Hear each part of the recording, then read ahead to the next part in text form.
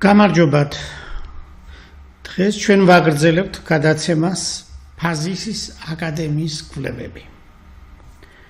მე გახლავართ გია კვაშილავა, ამ გადაცემის წამყვანი და ავტორი,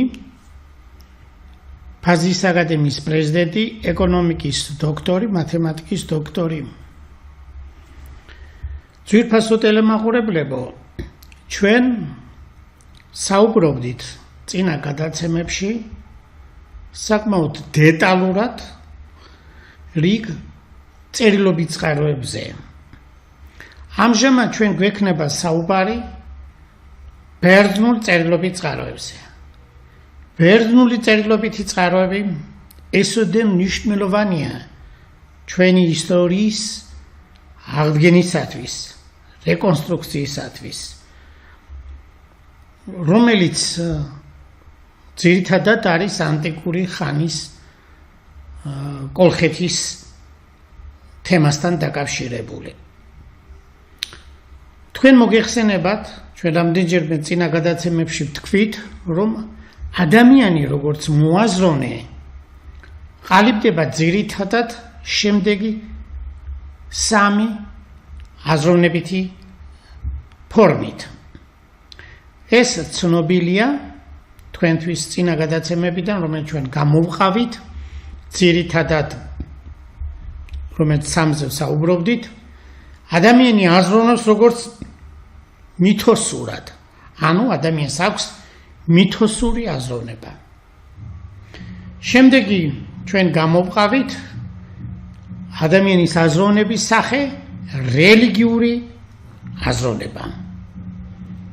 შემდეგ ყალიბდება საბერძნეთის ტერიტორიაზე თალესისა და პითაგორას როგორც მათემატიკური აზროვნების სისტემა და მას ეწოდა ფილოსოფიური აზროვნება.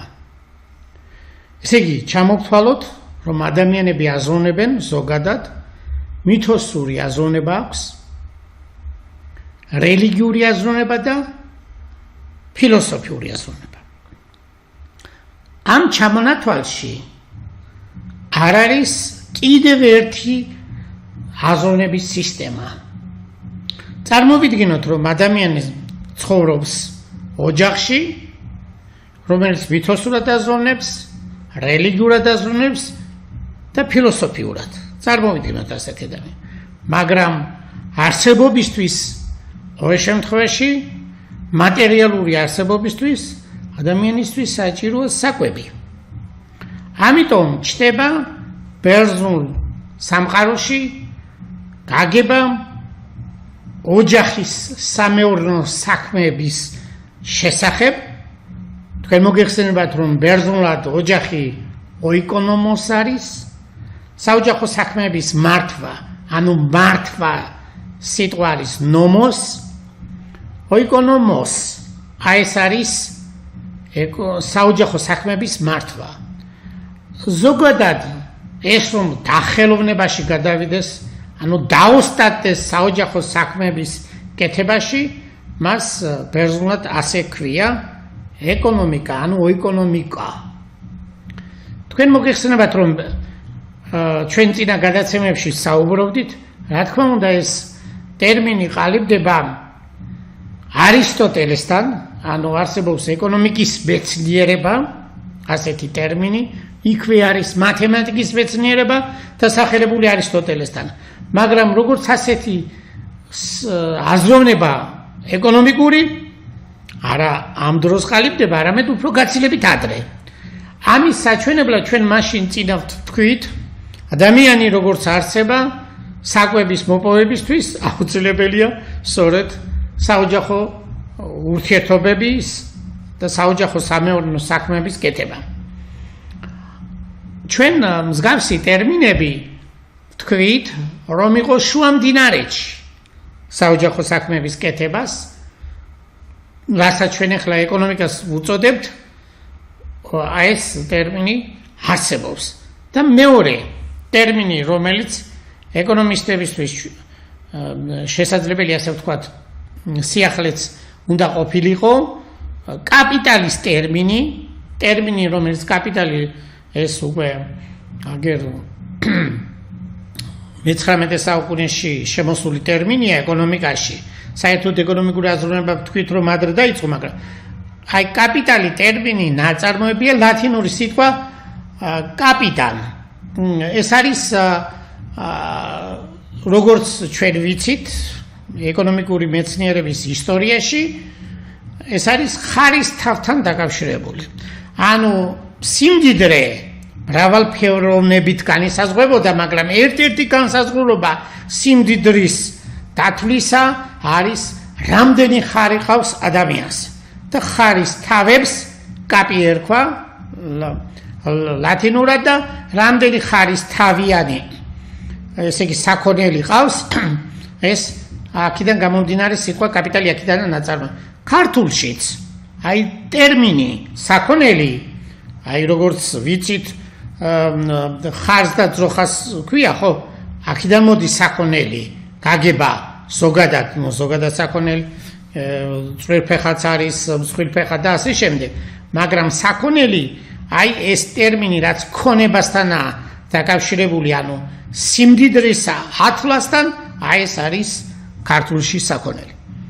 მაგრამ კაპიტალზე ჩვენ საუბრობდით, რომ აი ეს ნაშრომები ჩვენ გამოვაქვეყნეთ ადრე შარშან, არის შუამდინარეთში სიტყვა კაპიტალის შესაბამისი, ეს არის კისი. რაც ჩვენ შემდეგში გვაქვს ქართულში, რა თქმა უნდა ეს შემოსულია შემდეგ ჩვენს ენაში კისა. ანუ კისა, რომელშიც არის მოთავსებული მონეტები, ოქროსი თუ ვერცხლის, აი ეს აღნიშნავს აი ძველ პერიოდში ალბათ ასეთი ტყავის რაღაცა შეკვრა ქონდა ადამიანს და იქ აღნიშნავდა თავის შემოსავალს. ნუ მაშინ შეიძლება არც ვერცხლი იყო ყოფილიყო ან სპრინჯოვას ამის აღსანიშნავად, მაგრამ რაღაც სიმბოლოები უნდა ყოფილიყო სიმდიდრის ანუ საქონლის აღრიცხვა. ჩვენ ვისაუბრეთ რომ სასაქონლო ესე იგი სისტემის მოქმედების დროს ანუ ხდება ჩანაწერების კეთება, ანუ ეკონომიკური აზროვნება როცა უყალიბდება ადამიანს, რა თქმა უნდა დიდი ხნის განმავლობაში ეს პროცესი მიმდინარეობს, ეს კაცობრიობის განვითარების დიდი ხნის პერიოდია და როცა ადამიანი მიდის განსაკუთრებით ეს ძირითადად არის დაკავშირებული სასოფლო-სამეურნეო საქმიანობასთან. ანუ როცა ადამიანი ადგილზე მკვიდრდება და ის სოფლის მეურნეობის პროდუქციას ქმნის. ამიტომ აღრიცხვა აუცილებელი გახდა, იმიტომ რომ გაცვლითი ურთიერთობები როცა ყალიბდება ერთ ადამიანსა და მეორე ადამიანს შორის, ან ერთ ტომსა და მეორე ტომს შორის, ან კიდევ ერთ თემსა და მეორე თემს შორის, მაშინ აუცილებელი იყო ამ გაცვლითი პროცესების დაწყების დროს ჩანაწერების გაკეთება. ჩანაწერი ანუ აღნიშნული იყო შესაბამისი საქონელი და ასევე უნდა დათვლილიყო. ფაქტობრივად მარტივად რომ ვთქვათ, ეკონომიკური აზროვნება, ეკონომიკური ურთიერთობა აყალიბებს ნელ-ნელა ამ აღნიშნით პროცესს, ანუ წერითი სისტემას და მათემატიკას. ეს ჩვენ რამდენჯერმე წინა გადაცემაში ვთქვით, აქედან გამომდინარე დასაწყისში, როგორც ჩანს, ადამიანი აზროვნებს ეკონომიკური აზროვნებით. ანუ ეკონომიკური აზროვნება დასაწყისში. შემდეგ არის ვითოსური აზროვნება, შემდეგ რელიგიური აზროვნება და შემდეგ არის ფილოსოფიური აზროვნება. დღეს ახლა ჩვენ ეს პირობითად გვაქვს დაყოფილი. ანუ ადამიანში სწორედ რაღაცის მოპოვება და გაცემა ეს არის მისი ცხოვრების მთავარი ძირითადი საქმიანობა. ანუ საერთოდ ეკონომიკაშიც მოგეხსენებათ მარტივი სქემა არსებობს, ანუ ესე იგი მოთხოვნილება და მიწოდება. აი ეს არის მარტივად რაც შეიძლება ვთქვათ. ახლა ამ პროცესში ჩვენ ესე იგი ეკონომიკური ურთიერთობების განვითარების დროს აუცილებელია ნახოთ ის წერილობითი მასალა, რაც ჩვენ საშუალებას მოგცემს უფრო დავაზუსტოთ ეკონომიკური ურთიერთობების განვითარების დროს ეკონომიკური ესე იგი სავაჭრო ურთიერთობების განვითარების დროს აუცილებელია ჩვენ წარმოვადგინოთ ანუ რეკონსტრუქცია, ანუ აღდგენა გავაკეთოთ განსაკუთრებით კოლხეთის ძველი ისტორიაზე. საკმაოდ დიდი წერილობითი წყარო არსებობს ჩვენ დავასახელეთ წინა გადაცემაში დაახლოებით 620 ტომია უკვე, რაც ჰარვარდის უნივერსიტეტმა დაბეჭდა დიდი ხანი 150 წლის განმავლობაში იბეჭდება და ცოტა მეტიც, რომ ძველი წერილობითი წყაროები ეს არის ბერძნულად. ერთ გვერდზე არის ბერძნული მოცემული, ხოლო პარალელურად მეორე გვერდზე არის ინგლისური პროზაული თარგმანი. აი ახლა ჩვენ გვჭირდება გავარკვიოთ რიგი დეტალები. საერთოდ ადამიანი, როგორც ვთქვით, მოთხოვნილება და მიწოდებით მნიშვნელოვნად გამოყოფს თავის საქმიანობას. მაგალითად, მოთხოვნა გაჩნდა ყოფითი ცხოვრებიდან გამომდინარე ბრინჯაოზე, სპილენძზე, ვერცხლზე, ოქროზე. ამიტომ ადამიანი იწყებს ასეთ რამეს. ანუ ქმნის ჯგუფს წინა დაზვერვითი საქმიანობა, უნდა აწარმოოს, რომ შესაბამისად მოძებნოს ის ადგილები დედამიწის სხვადასხვა ტერიტორიაზე, რომ მოიპოვოს ეს მნიშვნელოვანი ქიმიური ელემენტები. ყოველ შემთხვევაში ეს ნივთიერებები, რომელიც მას სჭირდება ყოფით ცხოვრებაში. მაგალითად რა? მაგალითად მიწა აქვს და სამუშავებელი, მაშინ მას ძლიერი მეტალი ჭირდება.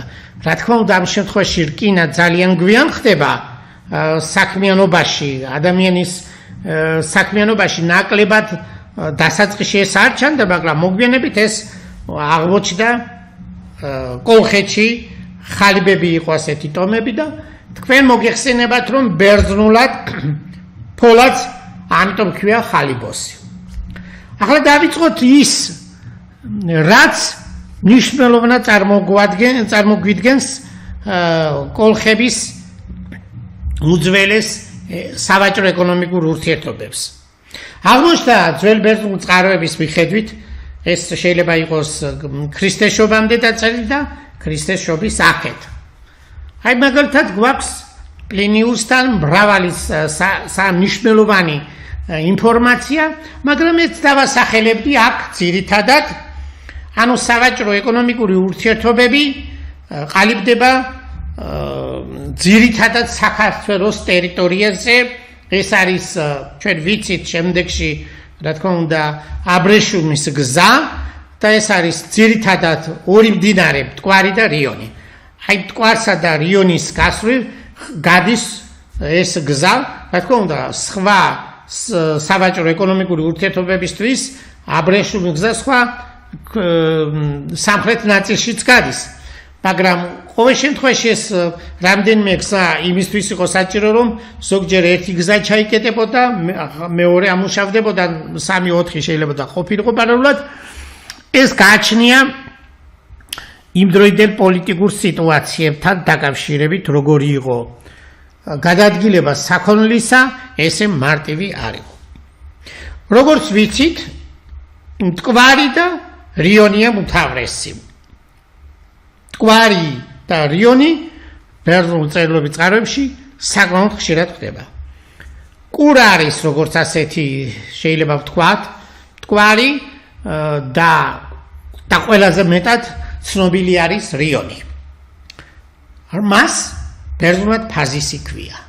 სწორედ ხარაგაულის რაიონი, იქ დაახლოებით 20 კილომეტრია თუ ნაკლები, აი ხდება ესე იგი რიონის ერთ-ერთი შენაკადი და მტკვარი ერთმანეთთან კავშირში თლად არ არის, ერთმანეთს ვერ კვეთავს, მაგრამ ახლოს არის და ეს ადგილი შეიძლებოდა საცხენოსო გადაადგილებისთვის ყოფილიყო საქონლელი ასე გადაეტანათ. ამიტომ მოკლე გზა აღმოსავლეთიდან დასავლეთის მიმართულებით ეს ძალიან მნიშვნელოვანია, იმიტომ რომ ზღვის საშუალებით საერთოდ კომუნიკაცია უფრო ჩქარია. ახლა განვიხილოთ ის, რაც არის მნიშვნელოვანი ფოთის რეგიონი. ფოთი იყო ძველ პერიოდში ძალიან მნიშვნელოვანი ტოპონიმის, ანუ ადგილი, სადაც ესე იგი ზღვა უფრო ღრმად არის შემოსული და გეოგრაფიულად რომ წარმოვიდგინოთ რუკაზე ჩანს, სხვა ხმელეთში უფრო ღრმად არის შემოსული. ამიტომ უფრო მოსახერხებელი არის ეს ტერიტორია სასაქონლო ურთიერთობების დროს საქონლის გადატანისას. და მე გადაიტანდნენ ძირითადად ესე იგი მოდიოდა ეს ჩინეთიდან, მაგალითად ამაზე საუბარი აბრეშუმი და გადაქონდათ დასაწყისში ჯერ ათენი არის და შემდეგ რომი. აი ეს არის გამსაზღველი და ასაქმელი იმისა, რომ ეკონომიკური ურთიერთობა როცა ყალიბდება, ამ გზაზე ვითარდება სავაჭრო ურთიერთობები, ანუ შემოდის საქონელი და გადის და ასე მდიდრდება ამ ადგილზე მოსახლეობა. რა თქმა უნდა, აქვე გამდიდრებას მოსდევს შემოსევები. ამიტომ ეს პროცესი გამდიდრება და შემოსევები და დაკნინება ფაქტობრივად ეს ხდება ძალიან ხშირად და საერთოდ თუ დაცვითი სისტემა ძლიერ იყო, მაშინ შეიძლება ნაკლებად შემოსევებს ქონოდა, ან თავდაცვითი უნარიანობა უფრო მეტად განვითარებული იყო. ახლა თქვენ წარმოვიდგინეთ, აქ არის ყველა ტერმინი, აქიდან უნდა გავიგოთ, ამიტომ გავიაზრებ ჩვენ, რატომ მოიჭრა კავკასიაში პირველი ფული, სხვათა შორის რომ ვთქვათ, ლიდიაში მოიჭრა პირველი ფული, ეს არის დასავლეთ თურქეთის ტერიტორია, მე-7 საუკუნე დაახლოებით, მაგრამ აქ კოლხეთში გვაქვს მე-5 საუკუნეში მოცემული მონეტები. აი სწორედ ფაზიში დღევანდელი ფოთის ადგილას, რადგანაც სტრაბონი ამბობს, რომ 60 სხვადასხვა ენაზე მოლაპარაკე ხალხი ჩამოდის, ეს არის მარგიანა ავღანეთის ჩრდილოეთ ნაწილი, ირანის ტერიტორიები და სხვადასხვა სივრციდან, დასავლეთიდან ბერძნები და ასე შემდეგ, ვაჭრობა მიმდინარეობს სწორედ ფოთის სივრცეში, სადაც უნდა გადაიტვირთოს საქონელი. აი ამ ადგილას, ამ საქონლის გაცვლისთვის, ყიდისთვის აუცილებელი იყო ფულის მოჭრა. ამიტომ მოიჭრა ესე იგი სახელმწიფო ფული, ასე რომ წარმოვიდგინოთ და ჩვენ მეცნიერებაში ეს ზოგადად ცნობილია როგორც სახელი კოლხური თეთრი. და ეს საზოგადოებისთვის ცნობილია. მეორე მნიშვნელოვანი ადგილი ფულის მოჭრისა, ეს არის დიოსკურია, დღევანდელი სოხუმის ტერიტორია. თუმცა დიოსკურიაში მოჭრილი ფული უფრო საქალაქო ფულია და არა სახელმწიფო ფული. ყოველ შემთხვევაში არქეოლოგიური მასალის გაანალიზებით დაახლოებით ეს დასკვნა შეიძლება გამოვიტანოთ. ახლა წარმოვიდგინოთ, რა პროდუქცია ამის გარდა, ანუ საქონელი ყველაფერი ზოგადად, ვისაც ეკონომიკა ესვის, ყველაფერი რაც გასაყიდა და გამოყენებული, იმ პროდუქტს ქვია საქონელი. ანუ შრომით მიღებული პროდუქტი, რომელიც გასაყიდად არის, ეს არის საქონელი. ხოლო მოხმარებისთვის შეიძლება არ დავარქვათ საქონელი და ასეა გაყოფილი, ყოველ შემთხვევაში ეკონომიკურ მეცნიერებაში ეს ტერმინები ასეა განსაზღვრული. კავკასია ერთგვარად არა მარტო ასეთი მნიშვნელოვანი სავაჭრო ურთიერთობების ძირითადი ხაზი გადიოდა, არამედ თავად კავკასია არის დიდარი სხვადასხვა რამე, მაგალითად ეს არის ხე, ტყე, აბრეშუმი, აქაც ყალიბდება გვიან, მაგრამ ასე გვაქვს, აქ არის სელი და სელის როგორც კულტურა ძალიან მაღალი დონეზეა და ჩვენ ვიცით ჰეროდოტიდან რომ კოლხური სელი ძალიან დიდად ფასობდა და იყიდებოდა საერთაშორისო ბაზარზე ძველ პერიოდში. თაფლი და სხვა მრავალი პროდუქცია საუბარი. ამიტომ ეს ნიშნულოვანი ორი წერტილი, ამ შემთხვევაში სხვა წერტილებიც არის, რომელიც შავი ზღვისპირეთშია, მაგრამ ამ ეტაპზე გამოყოფთ ფაზისა და დიოსკურიას, ფოცსა და სოხუმის ახლო მდებარე სივრცეს. განსაკუთრებით რომ ვთქვათ, სტრაბონი ამბობს, რომ დიოსკურიაში ხეტყე არის გამოყოფილი, იმიტომ რომ დიდარია კავკასია ამით. სანაოსნო განვითარებისთვის საბერძნეთში და მოგვიანებით რომში ეს აუცილებელი იყო. ზოგი მეცნიერი იმასაც კი ვარაუდობს, რომ ადრეულ პერიოდში, რადგანაც საუბარია ჰეროდოტესთან სეზოსრისის ჯარის ჩამოსვლაზე, აი აქ მამუკა მიქაშავიძეს აქვს მოსაზრება, რომ ვაჭრობა კოლხეთსა და ეგვიპტეში იყო ადრეულ პერიოდში და მას წიგნი უკვე მზად აქვს, სადაც მოცემული ექნება ეს დეტალები კარგად აღწერილი, რა მოთხოვნა იყო ეგვიპტეში, რა საქონელი ჭირდებოდა ეგვიპტელებს და რა საქონელს აწვდიდა ყოველ შემთხვევაში კავკასია, კერძოდ კოლხეთი. ბატონ მამუკას უთხრა დიდი მადლობა, რომ ასეთი შესანიშნავი წიგნი შექმნა და მალე ჩვენ ვიხილავთ ამ წიგნს საზოგადოება და გავიაზრებთ ამ დეტალებს.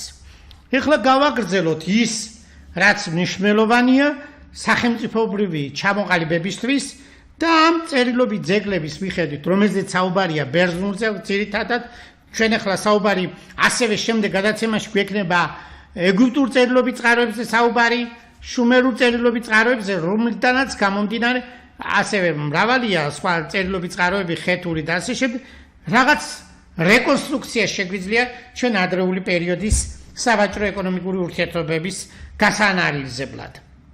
აღმოჩნდა ძველ ბერძნულ წერილობით წყაროებში პირველ-მეორე საუკუნე ახალი წელთაღრიცხვის ანუ ქრისტეს შობის აქეთ ვაჭრობა, როგორც თქვით, ძალიან განვითარებულია საბერძნეთთან და რომთან, მაგრამ ასევე კოლხეთის სავაჭრო ურთიერთობები განვითარებული ყოფილა ინდოეთთან. ამის მაგალითი პლინიუსის წერილობით წყაროებში გვაქვს და იქ აქვს დასახელებული, რომ ინდოეთის სამხრეთ ნაწილში, ანუ უკიდურეს ქვედა ნაწილში, რომელსაც ჩვენ კონცხს ვუწოდებთ, ბერძნული წერილობით წყაროს პლინიუსის მიხედვით ამ კონცხს ერქვა კოლხეთის, ინდოეთის კოლხეთის კონცხი. თავად შრი-ლანკასა და სამხრეთ ნაწილი ინდოეთისა შორის აუზს ერქვა კოლხეთის აუზი. ეს რამეს ფანტასტიკის სფერო კი არ არის, არამედ წერილობით წყაროებში არის მოცემული, როგორც ვთქვით, ბერძნულ წერილობით წყაროებში. დასახელებულია ამ წყაროში, რომ კოლხებს ჩამოაქვთ მაგალითად სპილოზვარი, რომელიც ეს გასაყიდია და მოთხოვნა ამაზე ჯერ საბერძნეთში და შემდეგში როცა ძლიერდება რომში. და ასევე სხვადასხვა საქონელი, რომელიც საჭიროა განვითარებული ქვეყანა, რომელიც ჯერ საბერძნეთი და შემდეგ რომ ვიყალიბდება. სავაჭრო ეკონომიკური ურთიერთობები ათენამდე არის უკვე განვითარებული კუნძულ კრეტაზე. აი ეს არის მნიშვნელოვანი, აი სად შეგვიძლია ჩვენ გავანალიზოთ ისტორიული ხაზი, წარმოვიდგინოთ თუ ჩვენ ამ განალიზებაში გამოვიყენებთ ახალ მეთოდებს. რა თქმა უნდა, არქეოლოგიური მასალა მნიშვნელოვანია, ისტორიული და წერილობითი წყაროები აუცილებელია პროცესის გაზრებისთვის, მაგრამ გვაქვს რიგი შეფერხება წერილობით წყაროებში, მაგალითად ისტორიულ მასალაში, ხო? ანუ ამისთვის დამატებით კიდევ ჩვენ შემოგვაქვს მეთოდი მათემატიკური და კომპიუტერული მოდელირება. ჩვენ წინა გადაცემაში ვთქვით, რომ სამი ადამიანი მუშაობს, პროფესორი თემურ ჩილაჩავა, მე და გიორგი ფოჩხუა. აი ამ მათემატიკური და კომპიუტერული მოდელირებით ჩვენ საშუალება გვაქვს ის, რაც არ ვიცით არქეოლოგიურად და ისტორიულად, ამ მოდელმა მოგცეს რაღაცა დასკვრის, ანუ ანალიზის საშუალება. და აქვე არის უმთავრესი, როგორც გამოგვეცეთ, ეკონომიკური ურთიერთობების განვითარება. აი სწორედ, როცა ახლა ჩვენ გვინდა რაღაცა აზრი ჩამოვაყალიბოთ ძველი ისტორიის შესახებ, განსაკუთრებით კოლხეთთან დაკავშირებით, აი ეს მეთოდები, ანალიზის, სინთეზის და სხვადასხვა ტიპის მეთოდები, რომელიც ახლა დავასახელეთ, ეს არის მათემატიკური თუ კომპიუტერული მიდგომა, ეკონომიკური მოდელირება და ასე შემდეგ, ჩვენ საკმაოდ წარმოსახვით სისტემას გვაძლევს, ანუ რეკონსტრუქციას ვაკეთებთ ძველი ისტორიული საკითხებისა, განსაკუთრებით ამ შემთხვევაში დავკონკრეტებით კოლხეთთან დაკავშირებით. ბევრი მეკითხება, როგორ შეიძლება ვთქვათ ეს კოლხეთი, რიგ წერილობით წყაროებში ზოგს მიაჩნდა მარტო დასავლეთ საქართველო, მაგრამ ჩვენ გვაქვს არქეოლოგიური კვლევები, განსაკუთრებით აკადემიკოს ჯაფარიძის კვლევები. აკადემიკოსი ჯაფარიძე ძალიან შრომობდა განსაკუთრებით კოლხური ცულებთან დაკავშირებით და კარგი ძალიან მაღალი დონის ნაშრომები აქვს შექმნილი და მისი წარმოდგენით, ანუ მისი კვლევების თანახმად, მისი სკრუპულოზური შესწავლის შედეგად კოლხური ცულების განფენილობა, მისი გადაადგილების სივრცე აღმოჩნდა მთელი საქართველოს ტერიტორია. ეს რუკა მას აქვს თავის ერთ-ერთ ნაშრომში დაბეჭდილი და აქედან შეგვიძლია ვთქვათ, რომ მთელ სივრცეს და ასედაც არის ძველი წარმოდგენით ბერძნულ წყაროებში, შავ ზღვასა და კასპიის ზღვას შორის სხვადასხვა პერიოდში, ახლა სხვადასხვა განლაგება საერთოდ მოსახლეობის, მაგრამ ძირითადად წარმოდგენილი აქვთ ასეთი გაგებით კოლხეთი. ბერძნებს ასე აქვს წარმოდგენილი.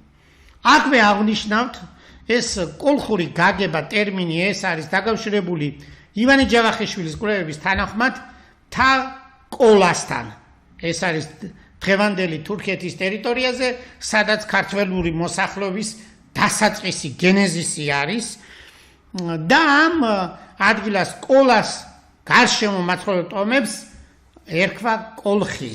აი ეს გააზრება, ეს მასალა, რომელიც ჩვენ ასე თვალწინ გვაქვს, ბევრჯერ გაუგებრობად გვაქვს წარმოდგენილი და ადამიანებს აქვს ბევრი პრობლემა საერთოდ საქართველოში. ყოველ შემთხვევაში ეს არის შეზღუდული აზროვნებიდან გამომდინარე, პირდაპირ ვთქვათ, ბევრჯერ გაუგებრობა და ასეთი ისტორიის მქონე საზოგადოება ბევრჯერ ასეთ საკითხებს ვერ იგებენ. იმიტომ რომ ჩვენ არ გვიყვარს წიგნების კითხვა, ჩვენ გვიყვარს ერთმანეთზე საუბარი, ჭორაობა და არც ერთს არ აქვს ძირითადად რამდენიმე მეცნიერი წიგნებს არ კითხულობს. მე ახლა დაწვრილებით შემიძლია ბევრი მეცნიერის სამეცნიერო დისერტაციები მაქვს შესწავლილი დიდი ხნის განმავლობაში ეროვნულ ბიბლიოთეკაში. მე ვამბობ ახლა ისტორიისა და ლინგვისტიკის მიმართულებით და არქეოლოგიის მიმართულებით. აი წერილობით წყაროები ბევრმა შეიძლება ვერ გაიაზროს კარგად. ამიტომ ბევრი მასალის შესწავლა და განალიზება აუცილებელია. და როცა ადამიანს არ აქვს განვითარებული შემოქმედებითი ნიჭი და არ ცდილობს მისი შრომა, რომელიც დიდი ენერგიის ფასად არის მოპოვებული, სხვის შრომასაც უნდა ცეს პატივი. აი ეს ურთიერთპატივიცემა მაშინ გამომდინარეობს, როცა ადამიანი თავად ეძიებს და ამ შრომის პროცესს აქვს მთელი დიდი პრობლემები, იმიტომ რომ მოპოვება და შესაბამისად მასალის განალიზება ესე ადვილი არ არის. ამიტომ მეცნიერი, მოქმედი მეცნიერი ის არის, ვინც თავის შრომიდან სხვის შრომასაც ხედავს და აფასებს.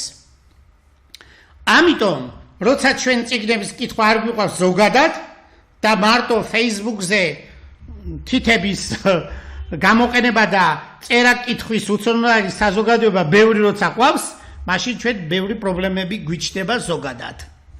მე ვამბობ, ზოგადად ის საზოგადოება, რომელსაც სკოლაშიც კი არ აქვს წერის კულტურა ჩამოყალიბებული, ბევრი ვერ დაწერს საკუთარი თავის შესახებ წერილს, ან დაუშვათ ავტობიოგრაფიას. სამწუხაროდ ეს არის. ახლა გავაგრძელოთ, ეს ეკონომიკური ურთიერთობა არის ძირითადი ღერძი, რომ ადამიანმა საოჯახო ურთიერთობები განავითაროს, ანუ ოეკონომიკოს ასე ქვია, ხო? ბერძნულად, რა თქმა უნდა, საოჯახო მეურნეობის გარდა უკვე ეკონომიკა ზოგადად არის გაგებული, აი ეს გაფართოვდა და პარალელურად ამ ტერმინის გაგება ჩვენ უკვე ფართოდ გვაქვს.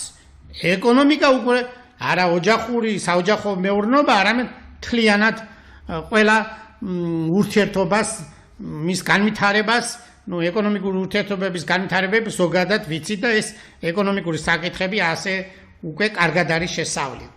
მეორე, რაც ტერმინი ჩვენ ვიცით, ქალაქთან დაკავშირებული, ბერძნულად ქალაქი პოლისია.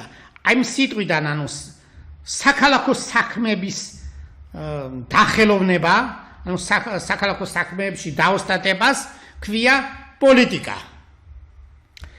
ახლა თუ ჩავიხედავთ ბერძნულ წერილობით წყაროებში, აი ამ მასალას ვნახავთ. ეკონომიკა და პოლიტიკა ერთმანეთზე არის გადაბული ძალიან მნიშვნელოვნად, სხვა მიმართულებებიც არის, მაგრამ ეკონომიკა თუ არ იქნება განვითარებული მაღალ დონეზე, შესაბამისი პოლიტიკაც არ იქნება. რომელია პირველი, ახლა ეკონომიკაა პირველი თუ პოლიტიკა, ამაზე მსჯელობა არ არის საჭირო. საერთოდ ეკონომიკა საფუძველი, ბაზისი, რომ განსაზღვრავს ყველაფერს, მეცნიერების განვითარებას, განათლების განვითარებას და ასე შემდეგ. თუ ეკონომიკა არ არსებობს, ეს განვითარებაც არ ხდება. ამიტომ როგორც ვთქვით, ფოთთან ახლოს და ეს ისტორიული მასალა არსებობს, ფაზისი რიონია, მაგრამ ბევრ წყაროებში შემდეგში ბერძნულად და მე რა თქმა უნდა იმდენად მნიშვნელოვანი გახდა არგონავტების მითის მიხედვით, რომ არგონავტების მითს ბევრი მეცნიერი განიხილავს როგორც სავაჭრო ეკონომიკური ურთიერთობების სახით. ამიტომ ფაზისი როგორც სავაჭრო ღერძი და ეს სახელი ძალიან ცნობილია ბერძნულ წერილობით წყაროებში, შემდეგში დროთა განმავლობაში დასავლეთ საქართველოს პოლიტიკური სივრცე ხან ფართოვდებოდა, ხან მცირდებოდა, გააჩნია საიდან იქნებოდა შემოსევები, თუ ჩრდილოეთიდან შემცირდებოდა, ნაწილი შეიძლება უფრო ქვემოთ ბათუმის მხარეს წასულიყო და ამიტომ ბევრ შემთხვევაში შეიძლება ბერძნულ წყაროებში მოგვიანო პერიოდში ჭოროხს ფაზისიც ერქვას და ასეთაც არის. ამის გარდა ფაზისი როგორც ასეთი მნიშვნელოვანი სახელი სხვა მდინარეებსაც ქვია, არა მარტო აქ, არამედ თურქეთის ტერიტორიაზეც ერქვა და უკრაინის ტერიტორიაზე ამჟამად რომელიც არის და დასახელებულია კიდევ ევროპაში. მე როგორც მოვიძიე წერილობით წყაროების მიხედვით, ფაზისის ესეთი უდიდესი გაგება, რომელიც ბერძნული მითებში, კერძოდ არგონავტების მითებიდან მოდის, მე შემდეგში სხვადასხვა ადგილას მდინარეს, ბერძნები ზოგადად ყველაფერს ფაზისს უწოდებდნენ, განსაკუთრებულ მდინარეს. ახლა სიტყვა ფაზისი ეს არის პირდაპირ დაკავშირებული რაჭასთან. ვინც ადგილზე არ ყოფილა, მე მაგალითად ადგილზე ვარ ნამყოფი რიონის სათავე, საიდანაც გამოდის იმ მთას ქვია ფასისის მთა.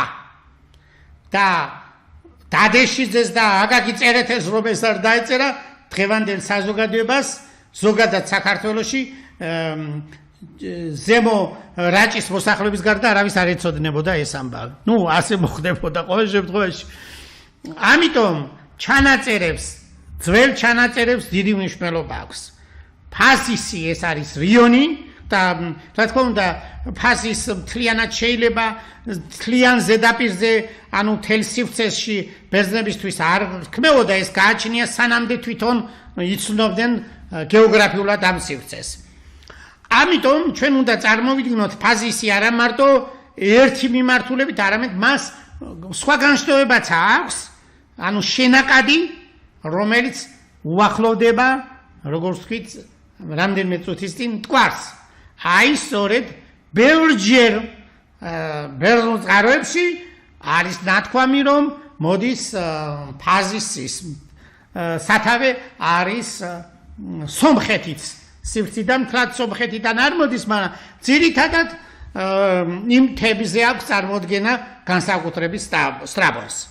აი ეს სხვადასხვა შეხედულება მაშინ იქნება გასაგები და ნათელი თუ ჩვენ ამ ისტორიულ ეკონომიკურ ურთიერთობას თუ არ ჩავთავთ, მაშინ გაუგებარი იქნება თუ ეკონომიკურ ურთიერთობებს ჩავთავთ, მაშინ ისტორიული საკითხის, ანუ ეს გადაადგილებები, არქეოლოგიური კვლევების ანალიზი და შესაბამისად დასკვნის გამოტანა ეკონომიკური ურთიერთობების გარეშე შეუძლებელია.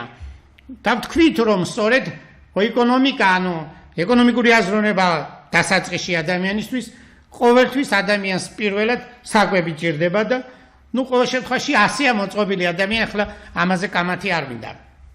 მაგრამ ამას თუ ინტერდისციპლინარულად შევისწავლით, მაშინ ნათელია და ის რომ ბევრჯერ ნაკლებად ერთ დეტალს სწავლობს ერთი მეცნიერი, მეორე დეტალი არ აქვს წარმოდგენილი და მთლიანი კომპოზიციის სახით მას სურათი არ აქვს ამ პროცესის შესახებ, მაშინ მისი დასკვნა იქნება ძალიან იზოლირებული და სრული წარმოდგენა ამ საკითხთან დაკავშირებით იქნება მხოლოდ ერთი მხრივ.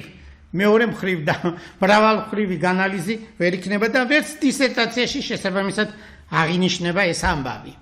ამიტომ, რა თქმა უნდა, მე მომხრე ვარ, რომ მეცნიერება იყოს ძალიან ღრმა, დაყოფილი, მიმართულებებად, მაგრამ ეხლა 21 საუკუნეში კაცობრიობა უფრო სინთეზის პროცესია.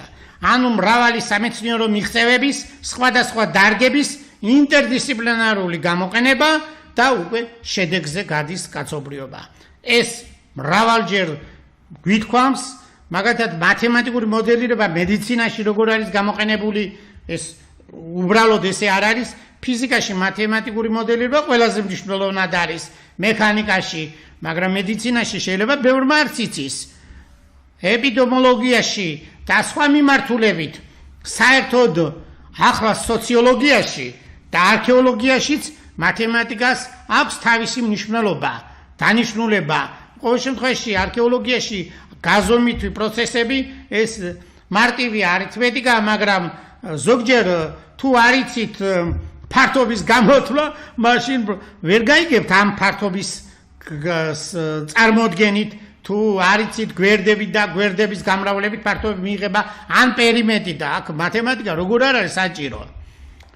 ახლა ფართობით დგინდება საერთოდ რანაირია ეს განვითარებული ეს საზოგადოება. მოკლედ, ეკონომიკური ურთიერთობა განაპირობა ამ პროცესში დამწერლობისა და მათემატიკის ჩამოყალიბება. აი ეს გვაძლევს ჩვენს საშუალებას ახლა ეს პროცესი კარგად დაკვირვებულად წარმოვიდგინოთ რა ხდებოდა კუნძულ კრეტაზე.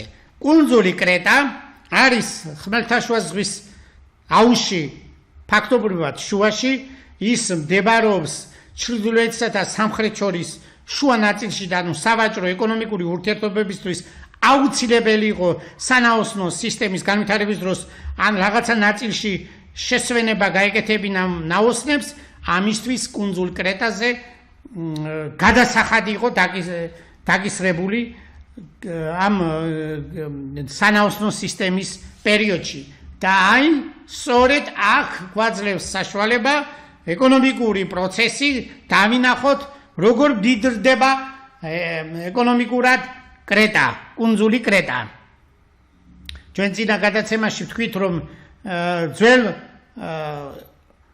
აღთქმაში კრეტას ქართ ან ქერეთი ქვია, ეს ჩვენი მოძიებული მასალა და წერილობით წყაროებში განსაკუთრებით ჩვენს ნაშრომებში წარმოვადგინეთ და ეს სავაჭრო ეკონომიკურმა ურთიერთობამ ასე ეკონომიკურად რომ განავითარა კრეტა, მას მოყვა როგორც დამწერლობის შექმნა და ასევე მათემატიკა. ჩვენ ვიცით ერთ-ერთი ხის ფირფიტაზე გეომეტრიული პროგრესია არის აკლასის ხაზოვანი დამწერლობით შექმნილი და ჩვენ ეს ადრე გამოვაქვეყნეთ როგორც მათემატიკური კვლევა. და მრავალი სხვა. განსაკუთრებით კრეტა როგორც ასე ჩამოყალიბდა, ეს არის სავაჭრო ეკონომიკური ურთიერთობა მიმდინარეობს კოლხეთსა და კრეტას შორის. ასევე მიმდინარეობს აღმოსავლეთ ქვეყნების სირიის და პალესტინის სივრცე, ეგვიპტე და ეს სწორედ სავაჭრო ეკონომიკური ურთიერთობები მოთხოვნა, მაგალითად რაღაც საქონელზე, ეს დაუშვათ თქვათ დასაწყისში ვთქვით ოქრო, ბრინჯაო, სპილენძი და მოგვიანებით რკინა, ეს იწვევს ერთგვარად მიგრაციას, რა თქმა უნდა სასოფლო-სამეურნეო სისტემის განვითარებაც იწვევს გადაადგილებას და ეს ახსენით ჩვენ წინა გადაცემაში. კერძოდ ჩვენ ვისაუბრეთ ღვინოსა და ვაზისა და ღვინო, ასევე ხორბალსა და ქერთან დაკავშირებით.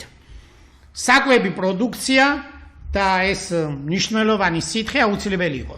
აი მაგალითად ერთ-ერთი ადგილი კუნძულ კრეტაზე, აღმოსავლეთ კრეტის ნაწილს და თქვენ მოგეხსენებათ კუნძული კრეტა 4 გეოგრაფიულ ზონად იყოფა, პოლიტიკურ ზონად, ასე რომ ვთქვათ, ანუ მას ყავს 4 პოლიტიკური დაყოფა აქვს, ნომი არის, ანუ რაიონებად დაყოფილი ჩვენებურად რომ ვთქვათ და ერთ-ერთი აღმოსავლეთ რაიონი კრეტისა, რომელსაც ძირითადად 4000 წლამდელი ტოპონიმი დღემდე აქვს სახელწოდება შემორჩენილი ლასიტი.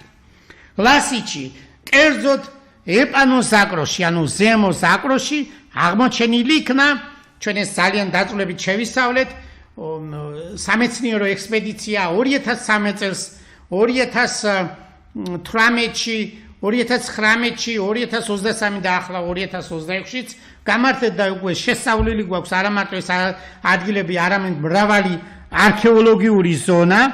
შემიძლია დავასახელოთ თქვენთვის ძირითადად შეგვიძლია ეს მასალა ვთქვათ, ანუ რა ადგილები მოვინახულეთ ჩვენ, ანუ შევისწავლეთ სკრუპულოზურად კნოსოსის არქეოლოგიური ადგილი, ფესტოსის არქეოლოგიური ადგილი, ჰაგია ტრიადის არქეოლოგიური ადგილი, კომოსის არქეოლოგიური ადგილი, მალიის არქეოლოგიური ადგილი, ტილისოსის არქეოლოგიური ადგილი, ზაგროსის არქეოლოგიური ადგილი, ეპანოს ზაგროსის არქეოლოგიური ადგილი, ჰერაკლიონის, ეხლა მუზეუმებში რაც არის გამოფენილი, ჰერაკლიონის არქეოლოგიური მუზეუმი, ჰაგიოს ნიკოლაოსის არქეოლოგიური მუზეუმი, რეთიმნონის არქეოლოგიური მუზეუმი, სიტიის არქეოლოგიური მუზეუმი, ხანის არქეოლოგიური მუზეუმი, ელფთერნის სიძველეთა მუზეუმი, არქანესის მუზეუმი, იერაპეტრას არქეოლოგიური კოლექცია და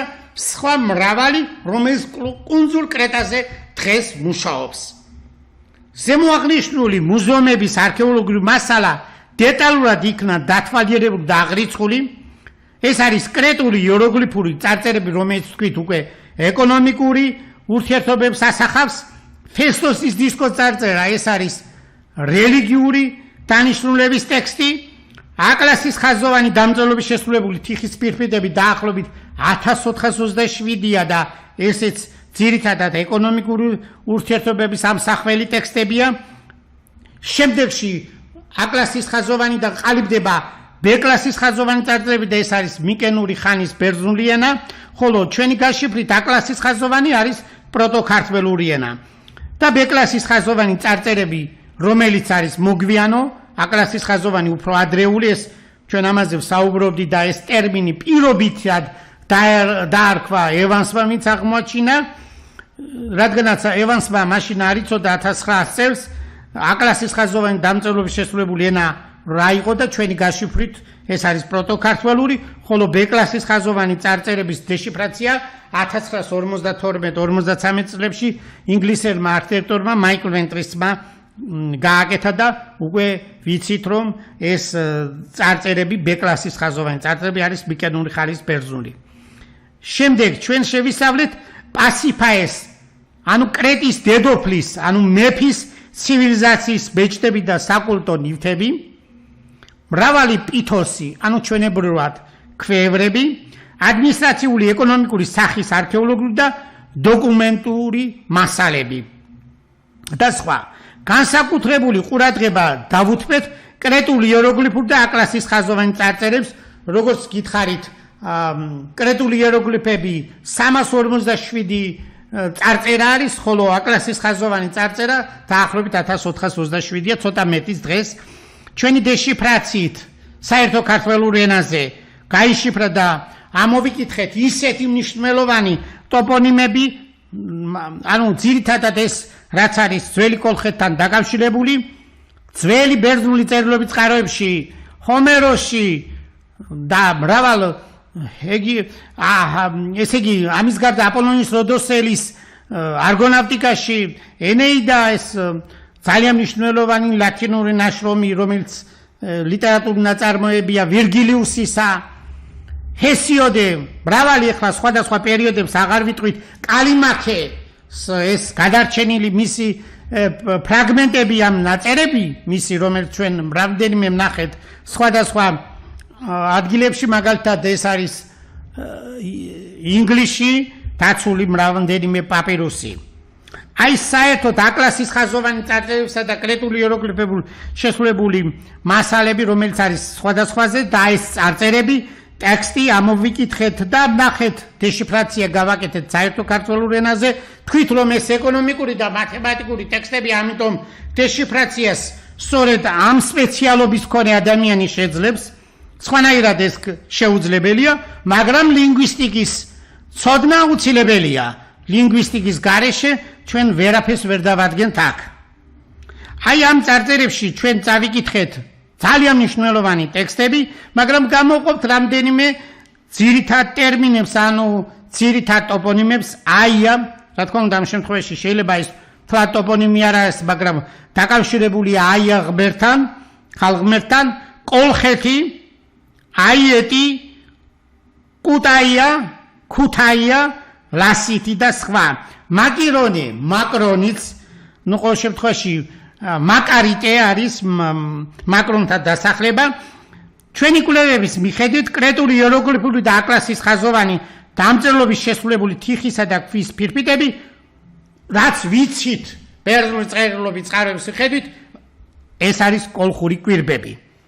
და მასე ბევრი ქართველი წერდა და ჩვენ დავასახელებდით ამ შემთხვევაში სასელო უმაღლეს პირს, საქართველოს პატრიარქს კირიონ მეორე, მას ჰქონდა წიგნი დაწერილი 1910 წელს და გამოქვეყნებული რუსულად, ესე ივერიის კულტურის როლი რუსეთის ისტორიაში და მას ერთ ადგილას აქვს დაწერილი კოლხური კვირბები, თვალწინ ელაგა ჰეროდოტეს თავისი ისტორიის შექმნის დროს. და საერთოდ აკაკი ურუშაძის, პროფესორ აკაკი ურუშაძის ნაშრომის გარეშე ძველი კოლხეთი არგონავტების კუნებაში, რომელიც 1964 წელს არის გამოცემული თბილისის სახელმწიფო უნივერსიტეტის, აი ეს წიგნი, ეს არის ფაქტობრივად პირველი წერილობითი მასალა, რომელიც გვაძლევს ყველა დოკუმენტს ერთიანად რომ გავიაზროთ. სწორედ ამ მასალების მიხედვით კოლხური კვირბები აპოლონის როდოსთან არის დასახელებული როგორც ლანდკარტები, ასე ამბობს დიდი გეოგრაფი, პირველი გეოგრაფი გერმანელი კარლ ლიტერი. ანუ რუკები საზღვაო ურთიერთობებისთვის შექმნილი ხმელეთისა და ზღვის ყველა მასალა არის აღნიშნულიო და ეს არის გადმოცემული კოლხი მამათაგან ნაწერებიო. აი ეს ამბობს აპოლონის როდოსელი, ანუ ფაქტობრივად ჩვენ ბევრი მასალა გვაქვს, რომ რეკონსტრუქცია გავაკეთოთ ამ ძველი პერიოდისა ეკონომიკურ ურთიერთობებსა და ჩვენ საუბრობდით ინდოეთიდან დაწყებული რომის ჩათვლით სავაჭრო ურთიერთობებზე რამდენიმე გადაცემების წინ და დღესაც ნაწილობრივ შევეხეთ ამ თემას. ჩვენ 2006-2026 წლებში შრომები გამოქვეყნდა როგორც საქართველოში, ისე უცხოეთში იმპაქტ ფაქტორიან ჟურნალებსა და სამეცნიერო კონფერენციების, კონგრესების კრებულებში. ეს ძალიან მნიშვნელოვანია, თუ სამეცნიერო ნაშრომი არ არის მაღალ რეიტინგიან მქონე ჟურნალში, მას არავითარი ღირებულება ასე არ აქვს. და ამიტომ მეცნიერებაში თანახვედრადი უნდა იყოს ყველაფერი და გააზრებული სათანადოდ. და ამიტომ ციტირების ინდექსი სწორედ ამაზეა დამოკიდებული. და ზოგიერთი აქვე ვთქვათ, რომ ის საკუთარ თავს მეცნიერს უწოდებს, ციტირების ინდექსიც Google სკოლარშიც არ ეძებნება, რა თქმა უნდა სკორპუსი თავისთავად და Web Science-ი. აი სწორედ თქვენ რომ დაინახოთ ქართველებო, ძვირფასო ტელემაყურებლებო, მეცნიერის და საერთოდ ლექტორი რომ გაიგოთ სტუდენტებს და ყველას მიმართავ, გუგ სკოლაში ჩაიხედონ და შეხედონ თავიანთ ლექტორებს, ვის რა ციდრების ინდექსი აქვს. ამას ძალიან დიდი მნიშვნელობა აქვს და მომავალში ყურადღება უნდა მიექცეს ამ ხრივ. და ჩვენი შრომების მიხედვით ქართული სახელმწიფოებრიობის 4,000 წლოვანი თარიღის განსაზღვრა შესაძლებელია ამასალების მიხედვით, რაც მნიშვნელოვანია ძველი ეგეუსური და პელაზგურ კოლხური სამყაროებს შორის არსებული პარალელების კვლევის თვალსაზრისით. როგორც გითხარით 2013-ში, 2018-ში, 2019-ში, 2023-ში, 2026 წლების ექსპედიციების ფარგლებში გახორციელდა არქეოლოგიური კომპლექსების კვლევა. შესწავლილი იქნა კნოსოსის, ფესტოსის, მალიის, ზაგროსის, ჰაგიატრიადის, აკროტირისა და მიკენის სასახლეების არქიტექტურა. ეს არის კუნძულ კრეტაზე, კუნძულ სანტორინზე და კონტინენტურ საბერძნეთის ტერიტორიაზე. კრეტის, სანტორინისა და ათენის არქეოლოგიური ეროვნული მუზეუმის ექსპონატები, საკულტო სივრცეები, სამეურნეო ინფრასტრუქტურა, საცავი სათავსოები, სარიტუალო სიმბოლიკა, ორმაგი ცულის კულტთან დაკავშირებული ელემენტები და სხვა. ზემოაღნიშნული ექსპედიცია, რომელიც მიმდინარეობდა 2013, 2018, 2019, 2023, 2026 წლებში, ამ ექსპედიციის ფარგლებში მომზადდა კრეტის, აკროტირისა და მიკენის არქეოლოგიური ობიექტებისა და მასალების ფოტოარქივი, ვიდეო მასალა, საველე ჩანაწერები და ეპიგრაფიული, როგორც მაგარ მასალაზე, ისე თიხის პირფიტების შესწავლა და ამოცნობა, გაშიფრვა, შესწავლა, რომელიც ჩვენ დიდი ხნის განმავლობაში ვაკეთებდით ამას. ზემოთ აღნიშნული ადგილები, არქეოლოგიური ადგილები, ფესტოსი, კნოსოსი, ჰაგიატრია და მალია, ზაგროსი, ეს იყო პასიფაეს ცივილიზაციის სასახლეები და მათი პოლიტიკური და კულტურული ცენტრები, რომლებიც მნიშვნელოვან გავლენას ახდენდა ხმელთაშუაზღვისპირეთსა და შავიზღვისპირეთის რეგიონებზე. ჩვენი კვლევის დასკვნა ასეთია. 2013-2026 წლებში სამეცნიერო ექსპედიციამ მნიშვნელოვანი შედეგები გამოიღო როგორც არქეოლოგიური მასალის უშუალო ვიზუალური კვლევის, ისე კულტურულ-ისტორიული ანალიზის მიმართულებით. ექსპედიციების შედეგად, როგორც ვთქვით, შეგროვდა მნიშვნელოვანი ფოტო და ვიდეო მასალა, გახორციელდა ეპიგრაფიული და ასე რბილ საგნებზე, ძეგლებზე დოკუმენტირება, გამოიკვეთა ახალი საკვლევი მიმართულებები, მოპოვებული ეს მნიშვნელოვანი მასალა გამოყენებული იქნება ჩვენ სამეცნიერო სტატიებში, საერთაშორისო კონფერენციებზე, კონგრესებზე, მონოგრაფიულ კვლევებში, სასწავლო და საგანმანათლებლო პროდუქტების შექმნაში, რომელიც ერთგვარად აუცილებელია საზოგადოებისთვის. თქვენ მოგეხსენება ჩვენ ასეთ რამდენიმე ლექცია უკვე 3 წელზე მეტია გვაქვს ამ ტელევიზიაში, ქართულ ტივში და კიდევ ერთხელ დიდ მადლობას გადაუხდით ქართულ ტელევიზიას, რომ ამ თემებს დიდ ყურადღებას აქცევს. საქართველო როგორც ძლიერი ქვეყანა სწორედ უნდა აღდგეს ისტორიულ მასალებით ცოდნიდან. მერე უნდა გავანალიზოთ ეკონომიკური საკითხები, როგორ უნდა მოეწყოს პრიორიტეტები, როგორც სახელმწიფოსი. და აქედან გამომდინარე, ამ რელსებზე თუ შესაბამისად სწორად იქნება დაყენებული სახელმწიფო, მას ექნება ეკონომიკური განვითარება და შესაბამისად რიგ ნაწილში დამოუკიდებლობა, ზოგადად საერთოდ დამოუკიდებლობა ეკონომიკურ ურთიერთობაში შეუძლებელია, საერთოდ სწორია ღია ეკონომიკის განვითარება. ეს აუცილებელია, იმიტომ რომ საჭიროება, როგორც ვთქვით, რაღაცა საქონელი საქართველოს აქვს, მაგრამ რაღაცა არ აქვს. ყოველ შემთხვევაში მოთხოვნა და მიწოდება უნდა დაკმაყოფილდეს. ეს არის ბუნებრივი კანონზომიერება და ბუნებრივ კანონზომიერებას ჩვენ ვერ შევცვლით. აი სწორედ ღმერთის ახმა აქედან გამოდის. ჩვენ ვთქვით, რომ ეკონომიკური ურთიერთობების განვითარებამ ჩამოაყალიბა რიგი პროცესებიდან, ესე იგი მითოსური აზროვნება, ეკონომიკური აზროვნება უკაცრავად ფილოსოფიისა რელიგიური აზროვნება და ჩამოაყალიბა ფილოსოფიური აზროვნება. აი სწორედ ამიტომ არის ფსალმუნში ნათქვამი, რომ ყველაფერი კარგად რომ გავანალიზოთ, ღმერთის შეცნობაშიც კი აუცილებელია სწორი ხედვა, მეცნიერული აზროვნება. და ამიტომ ფსალმუნში, ქართულ ფსალმუნში წერია ასეთი რამ: უგალობოთ ღმერთსა მეცნიერებით. ორიგინალში თუ ასე მივიჩნევთ ძველი თაღლიცხვის მე-6-მე-5 საუკუნის ებრაულ ტექსტებს, ეს სიტყვა დაახლოებით შემეცნებას, გაანალიზებას და შესაბამისად სწორ ხედვას წარმოადგენს და ამის ანალიზი ჩვენ ძალიან ნაშრომში გავაკეთეთ სწორედ აი მეცნიერების აღქმა როგორია. აი ეს არის სწორი ხედვა, სწორი მსჯელობა ინტერდისციპლინარული საშუალებით. ჩვენ მრავალი გადაცემა ჩავწერეთ, როგორ ვთქვით, 3 წლის განმავლობაში, ასევე სხვა ტელევიზიებში, ტელევიზია დრო, რომელიც დღეს სამეფო არხია და მათ მადლობას ვეუბნები, ტელევიზია Georgia Times და მათ საკმაოდ ბევრჯერ ჩვენს კვლევებს დაუთმეს ადგილი და ყველა იმ ტელევიზია იმედს, ტელევიზია პირველ არხს საქართველოს მაუწყებლობას 2006 წელს ქონდა ჩვენს შესახებ რამდენჯერმე და იმედის ტელევიზიაში ბევრჯერ გაჟღერდა. მოკლედ, ძვირფასო ქართველებო, რაზეც ჩვენ ახლა აქ საუბრობთ, ეს არის თქვენთვის მარტივად მოწოდებული ინფორმაცია. რა თქმა უნდა, ამას ყველაფერს უკან ჭირდება შესაბამისი მასალის გააზრება და ვეფუძნებით ამ მასალებს და ასე სკრუპულოზურად, როგორც მათემატიკური სიზუსტით ვსწავლობთ ამ დეტალებს.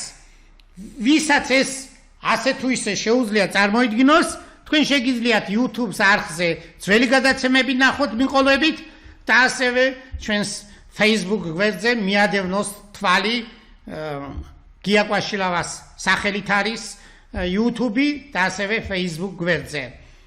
და განსაკუთრებით უნდა ვთქვათ, რომ ფაზისის აკადემია სწორედ იმიტომ ყალიბდება ფოთში, რადგანაც ეკონომიკური ურთიერთობების განვითარებამ გამოიწვია განათლების და მეცნიერების განვითარება და ამიტომ უნდა შექმნილიყო სასწავლებელი, უმაღლესი სასწავლებელი და ჩვენ ვიცით თემისტიოცის ოფიციალური სიტყვიდან დაახლოებით 355 წელს მან შეისწავლა ფილოსოფია.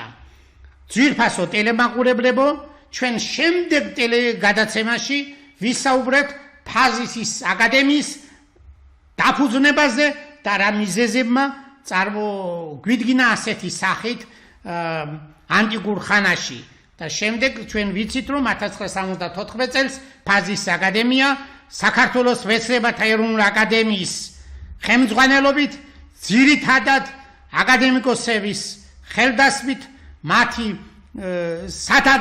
სადაფუძნებლო კრების მონაწილეობით იქნა აღდგენილი. ძვირფასო ტელემაყურებლებო, დიდი მადლობა ყურადღებისთვის, გისურვებთ წარმატებას და მომავალ შეხვედრამდე. ბედნიერად.